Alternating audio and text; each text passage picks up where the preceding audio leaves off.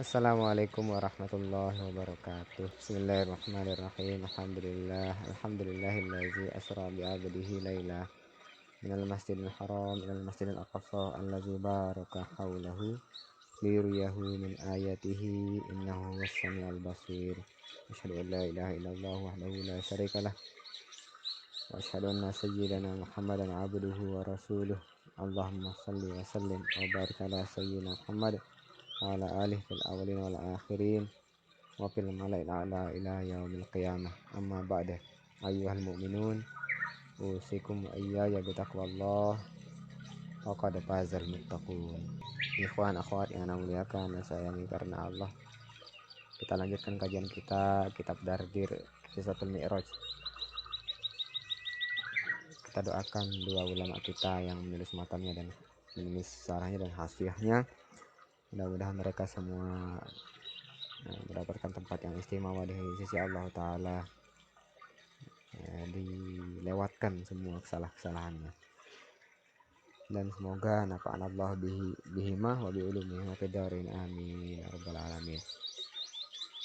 Al-Fatihah. Bismillahirrahmanirrahim. Alhamdulillahirabbil alamin arrahmanirrahim maliki yaumiddin iyyaka na'budu wa iyyaka nasta'in ihdinas siratal mustaqim siratal ladzina an'amta 'alaihim ghairil maghdubi 'alaihim waladdallin amin.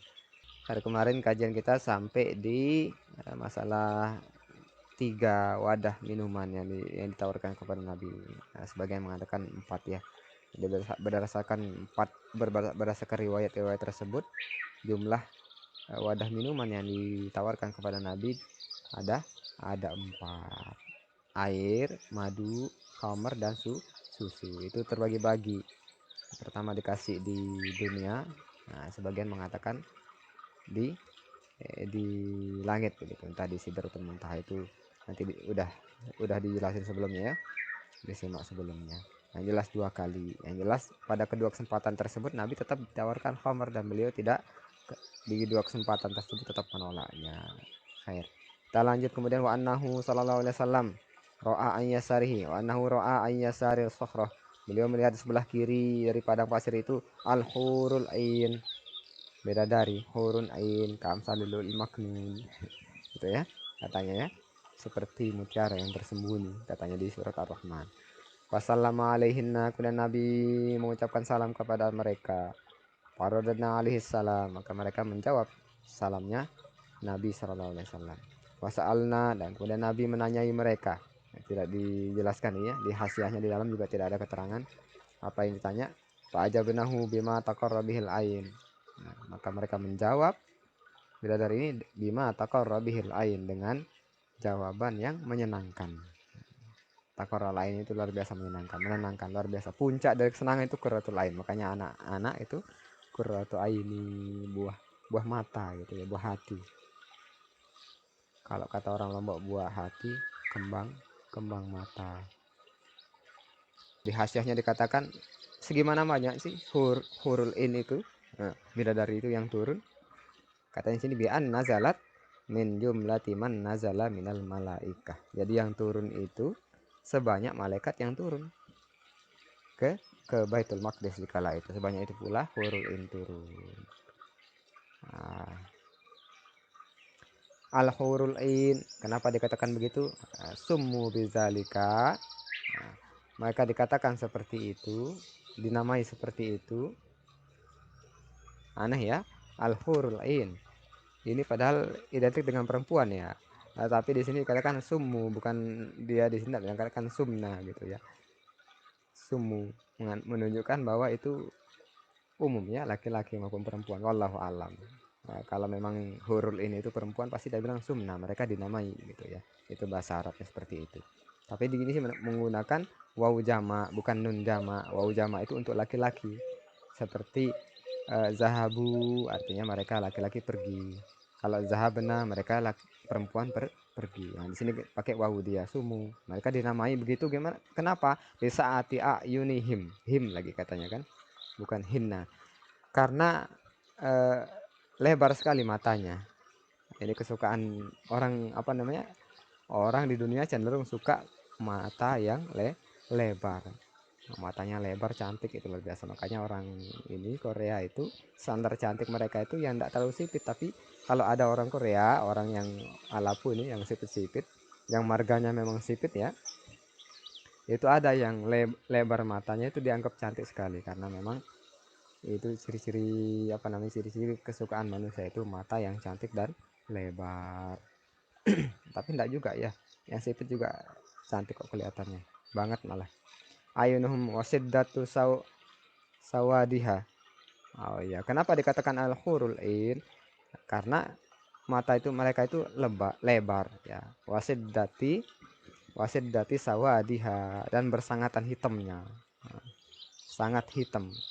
Ini kita bukan mau memuji wanita Arab ya, karena memang gambaran dari hurul ini seperti wanita Arab. Udah matanya lebar, terus bola matanya apa namanya, iris ya namanya, matanya itu hitam banget. Jadi enggak biru atau enggak hijau. Kalau kita agak kecoklatan ya, kita orang Indonesia mirip-mirip ya, tapi kalau dilihat dari jarak dekat itu agak kecoklatan dia. Nah, semakin hitam semakin bagus. Ya, itu memang mereka diciptakan seperti itu. Wabayadiha. Nah, sedangkan bagian putihnya itu sangat bersangatan putihnya. Nah, itu standar standar cantik dari surga itu ya. Bukan dunia ya. Demikian. Jadi matanya lebar, bagian hitamnya itu hitam banget gitu ya. Bagian putihnya putih banget. Nah, kayak mata perempuan Arab ya, seperti itu. Nah, Indonesia ya termasuk seperti itu ya, matanya tidak sipit-sipit. Air. Akhwat yang namanya sayangkan Allah, lanjut nggih.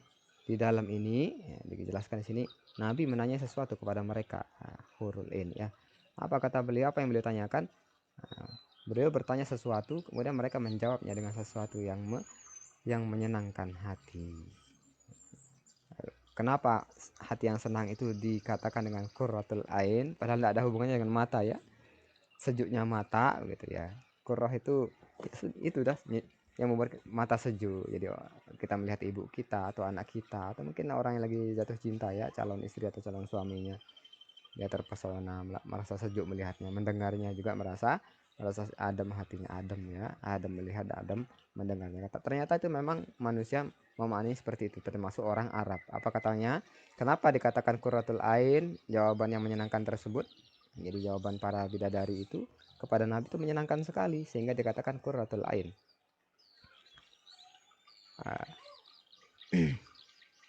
Bima yahsulu bihi surur, karena jawaban mereka itu menghasilkan menjadikan rasa bahagia, itu katanya. Wazalika, kenapa seperti itu? Lianna qararul ain, karena sejuknya mata. Qaror artinya sejuk ya, sesuatu yang sejuk, adem sudah ya.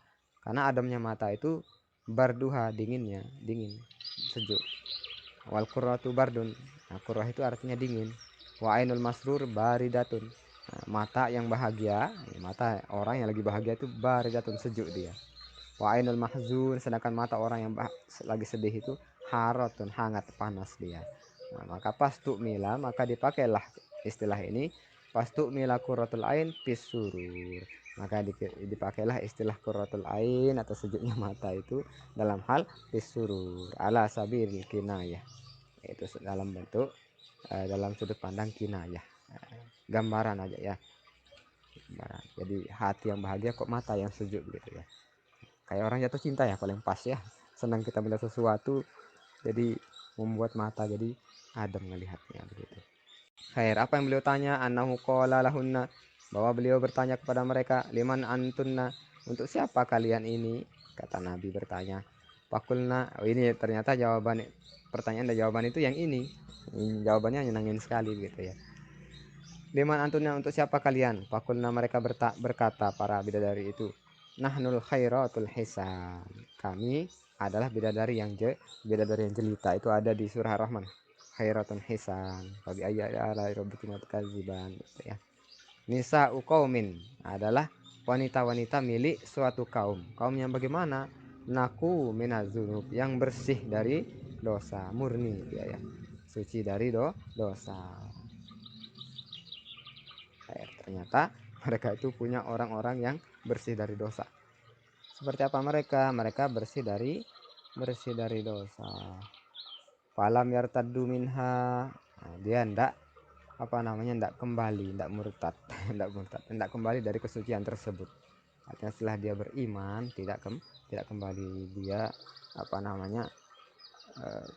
ke kufuran, pada kekufuran. Wa qamu falam yaz'anu, mereka berdiri mereka tidak pergi, tetap dia di situ. Wa khaladu falam yamutu, mereka itu kekal, tidak mati. Summa utiya bil mi'raj.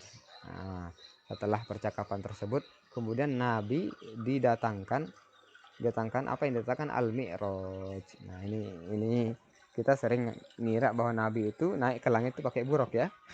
Ternyata Nabi berperjalanan itu dalam Isra. Ternyata ketika beliau naik ke langit menurut pendapat siapa tadi? Imam Suyuti dan Ibnu Hajar Al-Hafiz Ibnu Hajar Asqalani, Nabi naik bukan dengan buruk. Nah, buruk ditinggal di Baitul Muqaddas untuk kembali ke Mekah. Itu pertanyaannya. Semati abil buruk, tiabil mi'raj. Nah, didatangkan. Ji alahu Jibril. Au ja'alahu Jibril bihi. Nah, jadi dibawakan mi'raj. Mi'raj itu apa sih? Mi'raj itu tempat mendaki.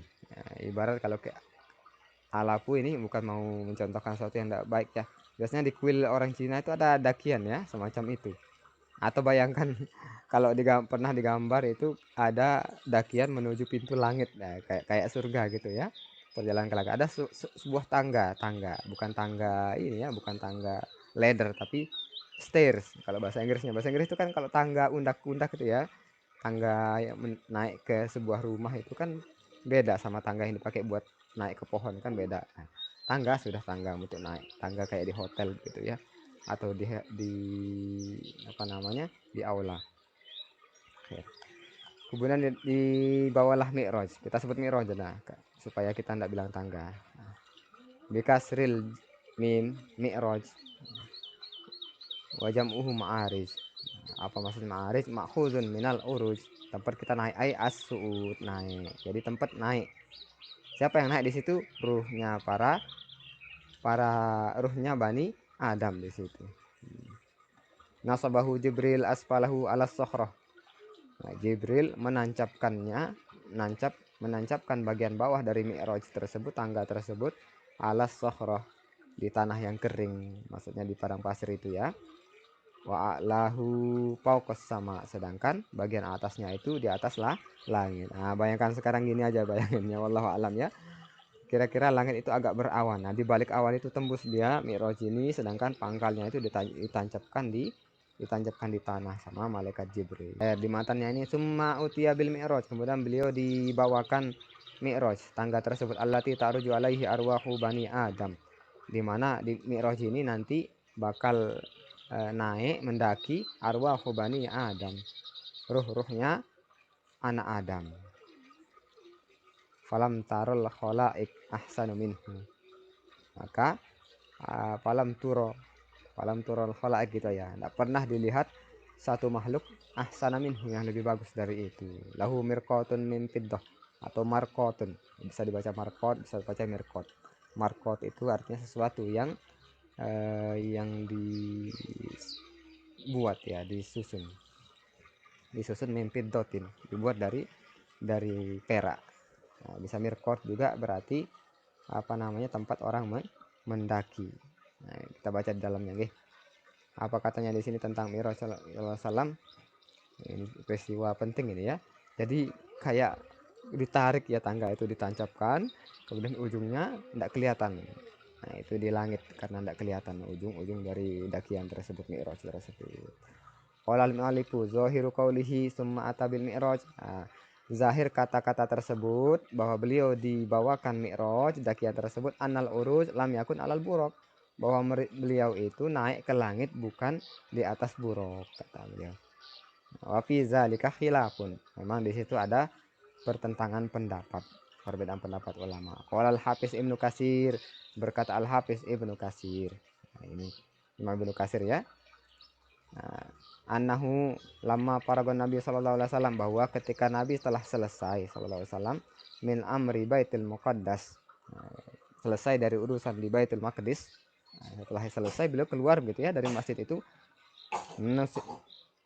nasabalahul mi'raj, nusibalahul mi'raj, ditancapkan untuknya mi'raj. Itu kata Imam Ibnu Katsir. Wa huwa sulam, itu adalah sulam, tangga ya. Fasaida alaihi ilas sama, maka beliau naik di situ ke dengan melaluinya dari beliau naik melalui tangga itu ke langit. Walam yakunis suud alal buruk, bukan naiknya beliau itu bukan di atas buruk begitu ya. Kama tawahhamahu ba'dun nas, sebagaimana yang diangan-angankan atau dikira-kira, dipikirkan, disangka-sangka sama sebagian orang gitu kata beliau. Balkan al buruk maro marbuton, tulisannya jarak kayak spasi gitu ya, marbuton. Sedangkan balkan al buruk, akan tetapi buruk itu marbuton, dia diikat ala babi baitul maqdis, di pintu baitul maqdis, baitul muqaddas, biar jia alaihi ilal Makkah, nah, untuk dipakai balik ke Mekah nantinya. Nah, kan Nabi kayak terminal ya, jadi ya, Baitul Maqdis ini seperti terminal. Nabi naik bis dulu ke situ ya, naik tunggangan dulu ke sana, kemudian naik pesawat, naik Mi'raj ya, seperti itu kira-kira. Jadi Mi'raj beliau ke langit, nanti pas turun di Baitul Maqdis kan butuh kendaraan lagi untuk balik ke Mekah. Nah, demikian penjelasan dari Imam Ibnu Katsir. Wa qala al-Hafiz As-Suyuti. Nah, Imam Suyuti mengatakan apa kata beliau rahimahullahu taala, annahu sahih, itu benar kata beliau. Jadi dua ulama kita yang mengatakan seperti itu ya, Imam Ibnu Katsir dan Imam Suyuti. Jadi lebih kuat pendapat ini. Allazi taqarrara fil ahadis, ini fil ahadis sahihah. Ini benar kata beliau. Yang mana ini berulang-ulang, taqarrara berulang-ulang Nabi sebutkan fil ahadis, dalam hadis-hadis as-sahihah. Hadis-hadis yang sahih ya. Nah, berarti tidak jelas kita ngambil pendapat dari Imam Mukatsir dan Imam Suyuti. Beliau menyebutkan berdasarkan hadis-hadis sahih bahwa Nabi itu naik menggunakan mi'raj, tidak membawa buruk. Buruknya dibiarkan di Baitul Maqdis, diikat di situ, nanti dipakai buat balik ke Mekah. Mi'raj ini juga dipakai oleh Bani Adam ketika sudah meninggal. Allazi ta'ruju alaihi arwahu Bani Adam. Di situ dia naik ruhnya Bani Adam. Ilal ay al mu'minin, orang-orang yang beriman, indah khurujiha minal badan, ketika dia keluar dari jasadnya, halatal maut, setelah ketika kematian. Ta'ruju alaihi ilal jannah, dia naik melalui mi'raj itu menuju surga. Bahwa mi'raj itu ini ruhnya ya, tapi bagaimana dengan Nabi sallallahu alaihi wasallam, apakah ruhnya yang naik? Nah, bila mengatakan sini bahwa li jasadin Nabi sallallahu alaihi wasallam khosoh. Nah, ya, itu adalah untuk jasadnya Nabi sallallahu alaihi wasallam secara khusus. Jadi beliau walaupun belum meninggal bisa naik melalui mi'raj tersebut, itu maksudnya. Wali arwahil mu'minin ammah, sedangkan itu juga untuk ruhnya orang-orang beriman secara umum. Jadi kalau orang beriman itu dia naik menggunakan, naik ruhnya doang, jasadnya tinggal di bumi. Kan tapi Nabi naik bersama jasadnya. Khair. Lahu mirqatun, maksudnya apa itu mirqat? Mirqat itu mimpi dotin wa mirqatun min zahabin. Fathil mim maudhi ar-raqi. Nah, mirqatun itu dakian ya, dakian sudah. Nah, mi'raj itu secara keseluruhannya. Nah, kalau kita bayangkan di hotel itu ada tangga. Nah, itu namanya mi'raj ya. Tempat kita mendaki, tempat kita naik. Akan tetapi anak tangga itu tersebut mirqat. Bisa dipahami ya. Mi'raj itu secara keseluruhannya dari pangkal sampai ujungnya itu namanya mi'raj. Sedangkan mirqat itu adalah apa namanya? Tempat kita menapak kaki tersebut, anak tangga. Nah, tangga sudah ya. Lahu mirqatun min fiddah, dia punya anak tangga dari perak. Wa mirqatun min zahab, anak tangga dari apa namanya, emas. Al mirqat bi fathil mim, marqat katanya dibaca di sini. Tapi boleh juga wajuzu kasruha, boleh dibaca marqat, boleh baca mirqat. Kalau kalau dibaca apa namanya marqat, mau diarroki, tempat kita apa namanya menanjak, tempat kita mendaki gitu ya, di anak tangga tersebut. Bagaimana kalau mirqat bi tibari annaha alatur roki, Mirqat artinya alat untuk mendaki. Mana-mana sama ini, tidak akan meleset dari makna itu. Jadi intinya anak tangga ya. Wahazil mirqat al-asharatun. Nah, ada 10 ternyata ya anak tangga tersebut. Mirqat ini ada 10. Yuqalu laha ma'arij aidon. Disebut ma'arij juga. Nah, itu kan tempat kita mendaki ya. Khair udah luar biasa ya apa namanya. Jadi ngayal kita kayak gimana bentuknya saking indahnya. Dari emas dan perak. Qala al-Halbi, berkata ulama bernama al-Halbi, wa kana jumlatuha asratun, jumlahnya ada 10. Sab'atun ilas sama, 7 itu untuk naik ke langit kan, naik dari dunia ke langit pertama, langit kedua, untuk naik langit kedua dan seterusnya itu ada 7 tangga. Nah, masing-masing langit itu ada mi'raj seperti tadi yang terbuat dari emas dan perak. Itu di luarnya ini dikatakan munaddadun bil lu'lu, itu dia ditempel, dihiasi, ditaburi juga ya dari lu'lu mutiara. Ada juga disebutkan dari yakut, permata, ada zamrud. Pokoknya indah lah ya, berkelap-kelip, bayangin aja indahnya. Wallahu a'lam. Nah, bagaimana beliau di sini? Pakai mana tadi? 10 ya, 7 tangga itu untuk menuju langit. Nah, sisanya yang 3 kemana? Nah, wasaminatu ila sidratil muntaha. Nah, tangga yang ke-8 itu untuk menuju sidratil muntaha. Sidratil muntaha, puncak sudah ya, puncak langit. Tidak ada lagi naik langit setelah itu. Wattasi'atu, sedangkan tangga ke-9 ila ma sumi'afihi shariful aqlam. Sedangkan tangga yang ke-9 itu menuju tempat di mana di situ didengar shariful aqlam, suara gesekan pena. Pena apa? Wallahu alam, mungkin pena takdir, wallahu alam ya. Ini disebutkan shariful aqlam. Kalau sekarang itu ASMR ya, ada video-video dengan benda-benda yang digesek bergerak-gerak, itu ada suaranya, kira-kira seperti itu. Jadi ada suatu tempat wallahu alam di mana, di langit, di atas langit, dan langit ini wallahu alam di mana ya, naik ke atas apa ke bawah. Sedangkan orang Amerika itu bawah. Sekarang kita bilang atas, wallahu alam ya, bingung kan? Tapi yang jelas ada satu tempat di situ kita bisa dengar suara pergerakan dari pena tersebut bergerak. Entah itu pena apa, wallahu alam. Mungkin pena takdir ya.